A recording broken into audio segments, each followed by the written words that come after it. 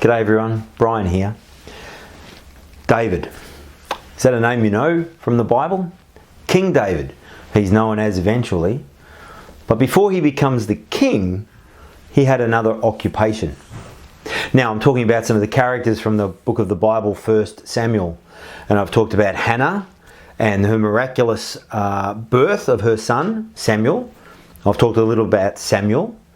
I've talked about Saul, and you'll see those videos if you look back. And today, David.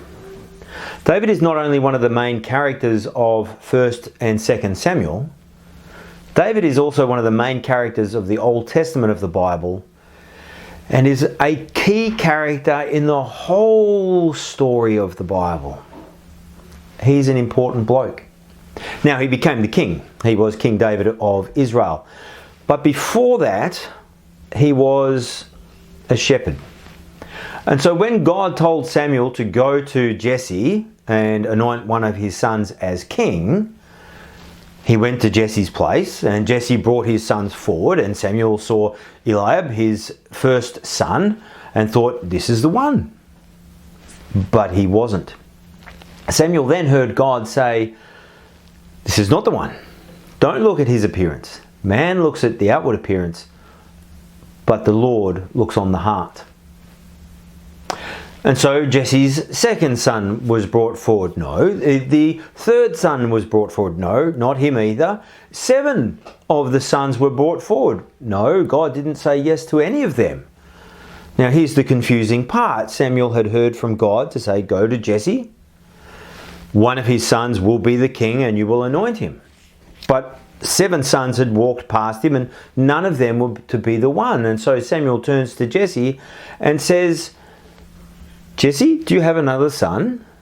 And there's that awkward moment when Jesse has to admit that yes, he does have another son. But he's the youngest, the shortest, and he's out looking after the sheep. And so this shepherd boy is brought in. And as he arrives, Saul hears God saying, this is the one. Rise and anoint him. It's beautifully described in the end of Psalm 78.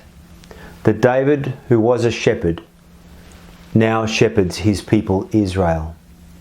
God has taken this one from a very humble place and has made him the king. But what separates David from Saul is not the place of their birth, nor really the tribe to which they belong. Both of them came from humble beginnings to be made the king. What separates them very greatly is that Saul was a man after his own heart. David was a man after God's own heart.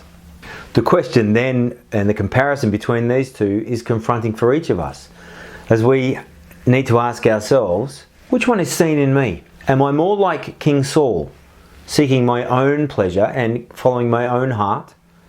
Or am I more like King David? Am I seeking to be more like King David in seeking to be a person after God's own heart? Well, I hope that you could say, I want to be more like David. But I want to go even further and say, you don't really want to be like David. You want to be like the greater king, the one for whom David was just a shadow. That you want to be like Jesus, the greatest king. Jesus is good news for you. Jesus is good news for our community. He's the one that we want to be like. I hope that you will want to be like Jesus in faithfulness, in hopefulness, in care and compassion, and in godliness. Have a great day, everyone. I look forward to seeing you next week. Bye-bye.